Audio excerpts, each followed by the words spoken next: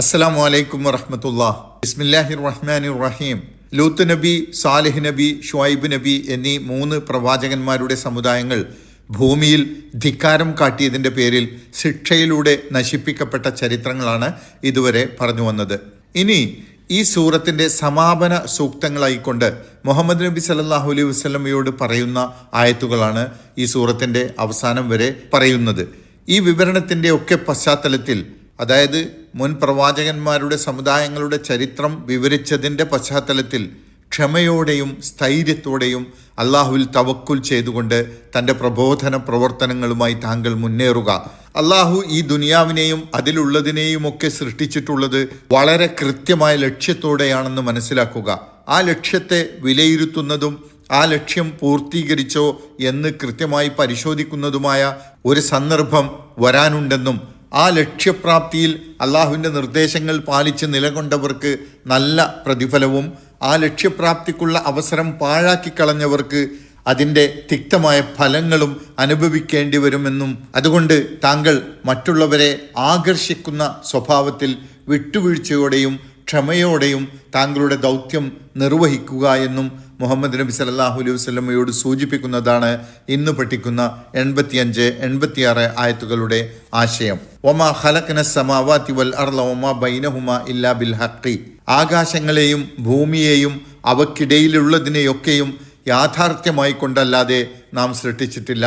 വമാ ഖലഖ്ന, നാം സൃഷ്ടിച്ചിട്ടില്ല, അസ്സമാവാതി വൽ അർള, ആകാശങ്ങളെയും ഭൂമിയെയും, വമാ ബൈനഹുമ, അവക്കിടയിലുള്ളതിനെയൊക്കെയും, ഇല്ലാ ബിൽ ഹഖ്, യാഥാർത്ഥ്യമായി കൊണ്ടല്ലാതെ. എന്ന് പറഞ്ഞാൽ അതിനെയൊന്നും ഒരു ലക്ഷ്യവുമില്ലാതെ വെറുതെ അങ്ങ് അള്ളാഹു സൃഷ്ടിച്ചു വിട്ടതല്ല. ഈ പ്രപഞ്ചത്തെ കളിതമാശയായിക്കൊണ്ട് സൃഷ്ടിച്ചിട്ടുള്ളതല്ല എന്ന് ഖുർആനിൽ മറ്റൊരിടത്ത് പറയുന്നുണ്ട്. ഈ ആശയം വ്യക്തമാക്കുന്ന ആയത്തുകൾ വിവിധ സന്ദർഭങ്ങളിൽ ഖുർആനിൽ വന്നിട്ടുണ്ട്. എന്ന് പറഞ്ഞാൽ വ്യവസ്ഥാപിതമായ ലക്ഷ്യത്തോടു കൂടിയാണ് ഈ ദുനിയാവ് സൃഷ്ടിക്കപ്പെട്ടിട്ടുള്ളത്. ആ ലക്ഷ്യം മനുഷ്യനെ അള്ളാഹു വിവിധ മാർഗങ്ങളിലൂടെ ബോധ്യപ്പെടുത്തിയിട്ടുമുണ്ട്. ആ ബോധ്യത്തെ ഉൾക്കൊണ്ടുകൊണ്ട് പ്രവർത്തിക്കാൻ തന്നെയാണ് മുമ്പ് കഴിഞ്ഞ പ്രവാചകന്മാരെ പോലെ താങ്കളും ഉത്ബോധനം ചെയ്തുകൊണ്ടിരിക്കുന്നത്. എന്നാൽ അധികം ആളുകളും താങ്കളുടെ പ്രബോധനത്തെ ധിക്കരിക്കുമ്പോൾ താങ്കൾ നിരാശപ്പെടേണ്ടതില്ല എന്ന് നബി സല്ലല്ലാഹു അലൈഹി വസല്ലമയോട് പറയുകയാണ്. കാരണം ഒന്നുകിൽ ഇതിനു മുമ്പ് പറഞ്ഞ കഥകളിലെ സമൂഹങ്ങളെപ്പോലെ അള്ളാഹു അവരെ ഈ ലോകത്ത് ആദ്യ ശിക്ഷ നൽകി നശിപ്പിക്കും, അല്ലെങ്കിൽ എല്ലാം അന്തിമമായി കൃത്യതയോടെ നീതിപൂർവം ചോദ്യം ചെയ്യപ്പെടുകയും തീരുമാനിക്കപ്പെടുകയും അർഹമായ പ്രതിഫലങ്ങൾ നൽകപ്പെടുകയും ചെയ്യുന്ന ദിവസത്തേക്ക് അവരുടെ കാര്യം നീട്ടിവെക്കപ്പെടും. ആ ദിവസം വരാനിരിക്കുന്നു. വ ഇന്ന സാഅത ലആതിയത്തുൻ, അന്ത്യനാൾ വരിക തന്നെ ചെയ്യും, തീർച്ച. വ ഇന്ന സാഅത, തീർച്ചയായും അന്ത്യനാൾ, ലആതിയത്തുൻ, അത് വരിക തന്നെ ചെയ്യും. അതുകൊണ്ട് ഫസ്ഫഹിസ് സഫ്ഹൽ ജമീല, അതുകൊണ്ട് താങ്കൾ ഭംഗിയായി വിട്ടുവീഴ്ചയോടെ വർത്തിക്കുക. ഫസ്ഫ, അതുകൊണ്ട് താങ്കൾ വിട്ടുവീഴ്ച ചെയ്യുക. അസ്സഫ്ഹൽ ജമീൽ, ഭംഗിയുള്ള വിട്ടുവീഴ്ച. താങ്കൾ ഭംഗിയായി ക്ഷമിക്കുക എന്നർത്ഥം. താങ്കളെയും താങ്കൾ പ്രബോധനം ചെയ്യുന്ന സത്യദീനിനെയും ധിക്കരിക്കുന്നവരുടെ നിലപാടുകൾ താങ്കൾ കാര്യമായി എടുക്കേണ്ടതില്ല. അവർ പച്ചയായ കളവുകൾ പറഞ്ഞുകൊണ്ടും കള്ളാരോപണങ്ങൾ ഉന്നയിച്ചുകൊണ്ടും താങ്കളെയും താങ്കൾ ഉത്ബോധനം ചെയ്യുന്ന സന്ദേശത്തെയും അവഹേളിക്കാൻ ശ്രമിച്ചുകൊണ്ടിരിക്കും. അതിനോട് ക്ഷമയുടെയും വിട്ടുവീഴ്ചയുടെയും നിലപാടാണ് താങ്കൾ സ്വീകരിക്കേണ്ടത്. ഇത് ഇസ്ലാമിൻ്റെ ഏറ്റവും സുന്ദരമായ മുഖമാണ്.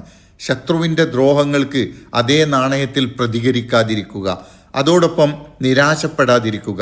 കാരണം അള്ളാഹു എല്ലാം കാണുന്നുവെന്നും അള്ളാഹു അവരുടെ കാര്യത്തിൽ നീതിപൂർവകമായ തീരുമാനമെടുക്കുക തന്നെ ചെയ്യുമെന്നും ഉറച്ചു വിശ്വസിച്ചുകൊണ്ട് ഭംഗിയായി ക്ഷമിക്കുക, ഭംഗിയായി ചെയ്യുക, ജമീൽ ആയി ചെയ്യുക എന്ന് പറഞ്ഞുകൊണ്ട് ഈ കാര്യം ഖുർആനിൽ വിവിധ സന്ദർഭങ്ങളിലായി വിവിധ ശൈലിയിൽ പറഞ്ഞിട്ടുണ്ട്. പ്രതിസന്ധി ഘട്ടത്തിൽ യാക്കൂബ് നബി അലൈഹി ഇസ്ലാം പറയുന്നുണ്ട്, സബ്റുൻ ജമീൽ, എല്ലാം അള്ളാഹുവിൽ സമർപ്പിച്ചുകൊണ്ട് ഭംഗിയായ ക്ഷമയാണ് ഞാൻ അവലംബിക്കുന്നത്. അതുപോലെ ശത്രുക്കളോട് പ്രതികാരം ചെയ്യാതെ അവരെ ഭംഗിയായി അവഗണിക്കുക എന്ന് നബി സല്ലല്ലാഹു അലൈഹി വസല്ലമയോട് പറയുന്നുണ്ട്. വഹ്ജുർഹും ഹജ്റൻ ജമീല, അവരെ ഭംഗിയായി അവഗണിക്കുക. അതുപോലെ വല്ല കാരണവശാലും വിവാഹമോചനം നടത്തേണ്ടി വരികയാണെങ്കിൽ വിവാഹമോചനം ചെയ്ത സ്ത്രീയെ വളരെ ഭംഗിയായി പിരിച്ചയക്കുക. വസർരിഹുഹുന്ന സറാഹൻ ജമീല, അവരെ നിങ്ങൾ ഭംഗിയായി പിരിച്ചയക്കുക.